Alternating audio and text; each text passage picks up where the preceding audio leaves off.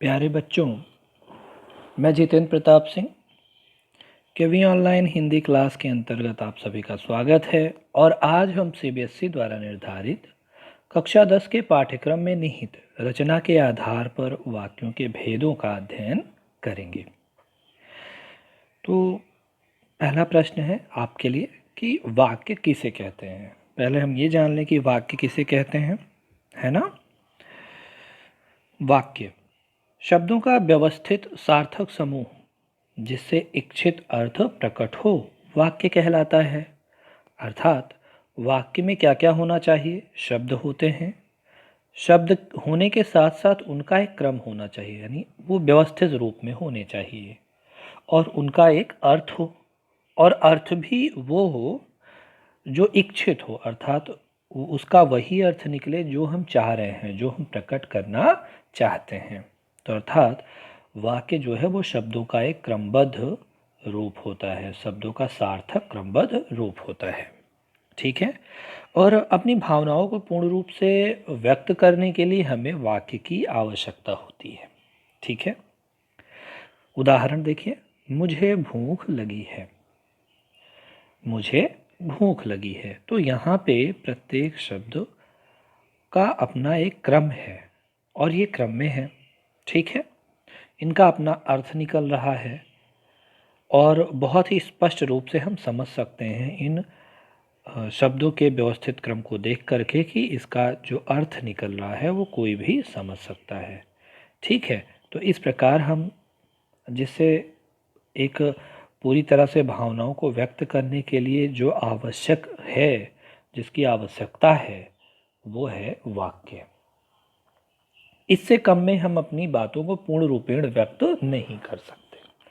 अगला उदाहरण देखिए, मैं खेलने जा रहा हूं। वाक्य के अंग। अब हम जान लेते हैं कि वाक्य के अंग कौन से हैं। बच्चों, वाक्य के दो अंग हैं, उद्देश्य और विधेय। उद्देश्य जिसके बारे में कुछ बताया जाता है उसे उद्देश्य कहते हैं। जिसके बारे में, जैसे राम पढ़ता है, तो यहाँ पर किसके बारे में बात की जा रही है? राम के बारे में। इसी प्रकार दूसरा वाक्य है, सीता गीत गाती है। यहाँ पर किसके बारे में बताया जा रहा है, किसके बारे में बात की जा रही है? सीता के बारे में। तो इस प्रकार इस वाक्य में कि सीता गीत गाती है में सीता उद्देश्य हुआ। ठीक है। विधेय वाक्य में उद्देश्य के बारे में जो कुछ कहा जाता है उसे विधेय कहते हैं। अर्थात उद्देश्य के बारे में जो उद्देश्य है, ठीक है, उसके बारे में जो भी सूचना हमें प्राप्त होती है या जो भी बताया जाता है वो विधेय कहलाता है। जैसे राम पढ़ता है, तो यहाँ राम के बारे में क्या बताया जा रहा है, क्या सूचना मिलती है कि वह पढ़ता है। ठीक है। तो यहाँ पढ़ता है विधेय हो गया। इसी प्रकार दूसरे वाक्य में सीता गीत गाती है, तो सीता के बारे में बताया जा रहा है कि वह गीत गाती है। तो इस प्रकार गीत गाती है विधेय हो गया। तो वाक्य के दो अंग हो गए यहाँ पे।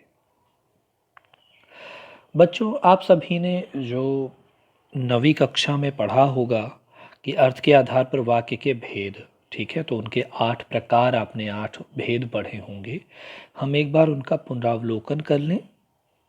विधानवाचक वाक्य। विधानवाचक वाक्य का यहाँ पर उदाहरण है, वर्षा हो रही है। विधानवाचक वाक्य जो है वहाँ से हमें केवल सूचना मिलती है। ठीक है। राम पढ़ रहा है, तो इस प्रकार हमें सूचना प्राप्त हो रही है। अगला वाक्य का भेद है निषेधवाचक वाक्य। तो निषेधवाचक वाक्य, जरा हम इसका उदाहरण देख लें। मैंने खाना नहीं खाया, तो ये निषेधवाचक वाक्य हो गया, इसमें नकारात्मक सूचना मिल रही है। आज्ञावाचक वाक्य। आज्ञावाचक वाक्य क्या है? जहाँ पर कोई आज्ञा मिले, आदेश मिले, है ना, जहाँ आदेशित किया जाए, मोहन तुम बैठकर पढ़ो।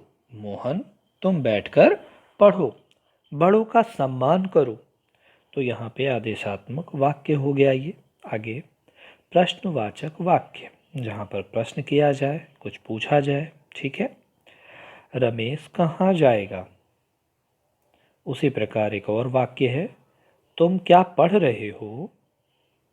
ठीक है, तो ये प्रश्नवाचक वाक्य हो गया। इच्छावाचक वाक्य, तुम्हारा कल्याण हो, भगवान तुम्हें लंबी उम्र दें। तो इस प्रकार यहाँ पर इच्छावाचक वाक्य के दो उदाहरण हैं। संदेहवाचक वाक्य, उदाहरण देखिए, शायद शाम को वर्षा हो जाए।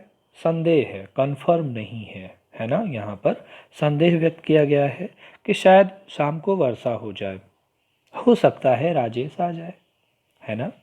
तो इस प्रकार के वाक्य संदेहवाचक वाक्य।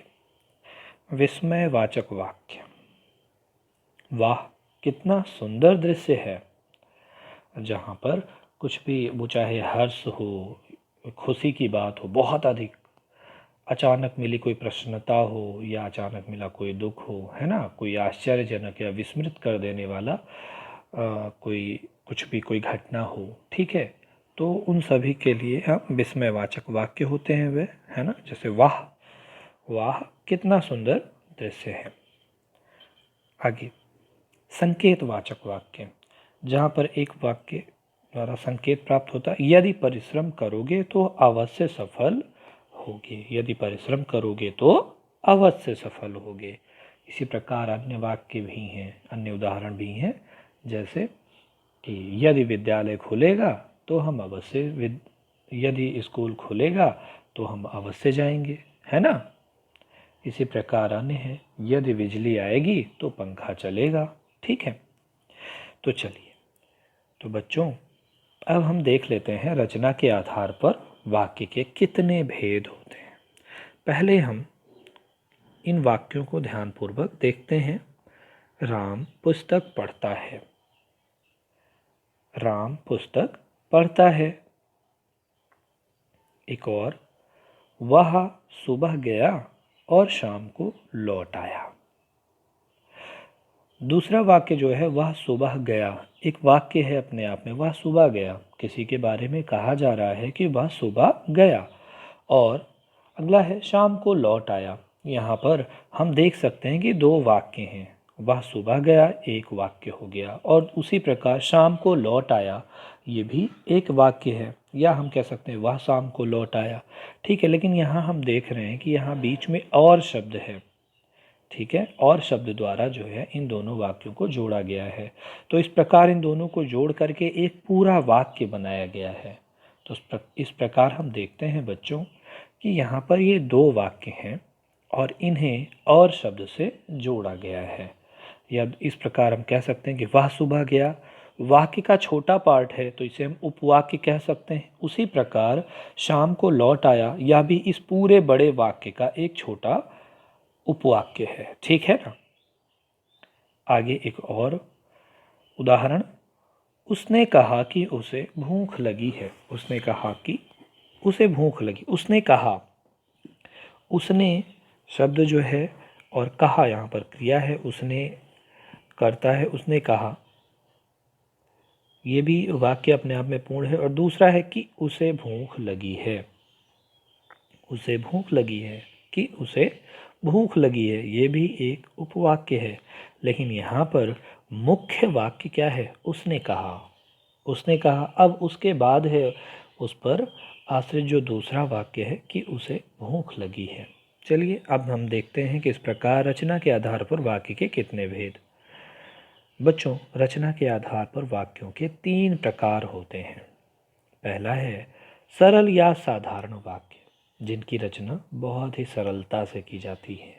ठीक है, आगे हम जानेंगे भी और अधिक इनके बारे में। दूसरा है संयुक्त वाक्य और तीसरा है मिश्र या मिश्रित वाक्य। चलिए अब हम इनके बारे में जान लेते हैं। सरल वाक्य, सरल या साधारण वाक्य में एक उद्देश्य और एक विधेय होता है। हमने उद्देश्य और विधेय के बारे में अभी पढ़ा था, जिसका एक उद्देश्य होता है और एक विधेय। इस प्रकार उनका एक पूरा अर्थ सामने निकल करके आता है। उद्देश्य होना चाहिए और विधेय होना चाहिए, एक वाक्य में यही तो होना चाहिए। ठीक है। तो ऐसे वाक्य को हम सरल या साधारण वाक्य कहते हैं। उदाहरण के रूप में, राम पुस्तक पढ़ता है, सीता गीत गाती है, सुबह हो गई। ये सभी कैसे वाक्य हैं? सरल वाक्य। संयुक्त वाक्य। संयुक्त वाक्य देखते हैं। संयुक्त वाक्य दो या अधिक स्वतंत्र उपवाक्यों से मिलकर बनता है, या दो स्वतंत्र उपवाक्य, वो चाहे दो हों या दो से अधिक हों, या तीन भी हो सकते हैं, चार भी हो सकते हैं, लेकिन वो आपस में किसी संयोजक से मिलते हैं, संयोजक से जुड़ते हैं, यानी उन्हें संयोजक द्वारा जोड़ा जाता है। इसके उदाहरण हम देखेंगे। मैं यहाँ आया और बीमार पड़ गया। मैं यहाँ आया एक वाक्य है और बीमार पड़ गया। बच्चों, यहाँ पर दोनों ही स्वतंत्र हैं, कोई भी वाक्य आश्रित नहीं है। मैं यहाँ आया एक वाक्य है, बीमार पड़ गया यहाँ पर दूसरा वाक्य, लेकिन दोनों को और शब्द से जोड़ा गया है। आगे देखिए, इस वाक्य के दो भाग हैं, मैं यहाँ आया और दूसरा क्या है? बीमार पड़ गया। ठीक है, तो इस प्रकार इन्हें संयोजक द्वारा जोड़े गए हैं। ये दोनों वाक्य संयोजक द्वारा, संयोजक चिन्ह क्या है? और। प्रत्येक भाग का अपना एक विशेष उद्देश्य और विधेय है, अतः प्रत्येक भाग एक वाक्य है जो एक बड़े वाक्य का भाग है, अर्थात प्रत्येक भाग एक उपवाक्य है। ठीक है, तो इस प्रकार ये संयुक्त वाक्य हो गया। इसके हम कुछ और उदाहरण देखेंगे। रात अंधेरी है और मैं घर से दूर हूँ। यहाँ पर संयोजक चिन्ह है और। रात अंधेरी है और मैं घर से दूर हूँ, तो इसमें एक उपवाक्य हो गया रात अंधेरी है और दूसरा उपवाक्य हो गया मैं घर से बहुत दूर हूँ, और दोनों को और शब्द से जोड़ा गया है। आगे देखिए, खाना खा लो व पानी पी लो।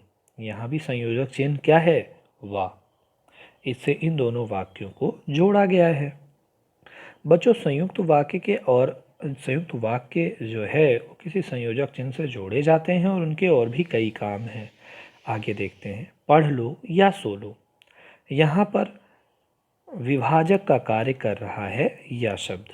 पढ़ लो, या तो पढ़ लो या फिर सो लो। ठीक है, तो इस प्रकार इसी प्रकार एक दूसरा उदाहरण है, आराम कर लो अथवा पढ़ लो।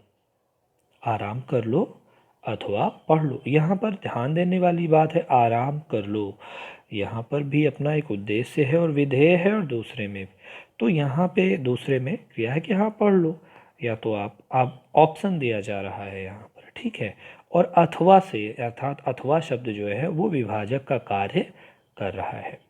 आगे देखिए एक अन्य प्रकार वाक्य का जो कि संयुक्त वाक्य ही है। राम क्रिकेट खेलता है पर अच्छा नहीं। राम क्रिकेट खेलता है पर अच्छा नहीं, यहाँ पे पर शब्द जो है विरोध का काम कर रहा है। एक वाक्य का उसी बात को जो कहा गया है उसका भी एक प्रकार से विरोध सा कर रहा है। राम क्रिकेट खेलता है पर अच्छा नहीं।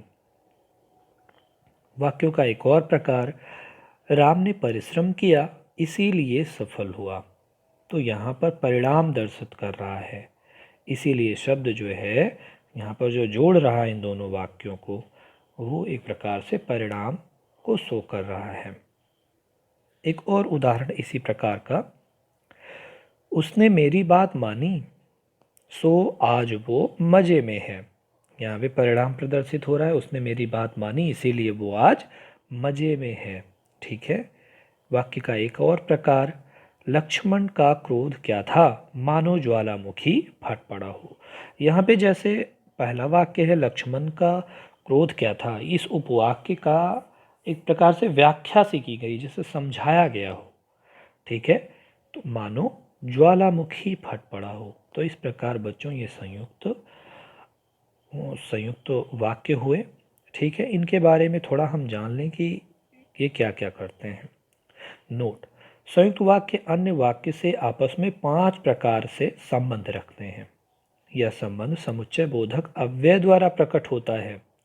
ठीक है, और हम देखते हैं इनके बारे में। यह निम्न प्रकार के काम करते हैं। कार्य है पहला संयोजक का, और उनके चिन्ह कौन से होंगे? और, व, तथा, एवं। इसी प्रकार विभाजक का काम, या, वा, अथवा, चाहे ऐसे शब्द वाक्यों के बीच में आएंगे और आप सरलता से पहचान लेंगे कि ये संयुक्त वाक्य हैं। आगे देखिए, विरोध। विरोध प्रदर्शन के लिए इन समुच्चय बोधक अव्यय का प्रयोग होगा। पर, परंतु, किंतु, लेकिन। आपने इसके पहले उदाहरण में इन चीजों को देखा था।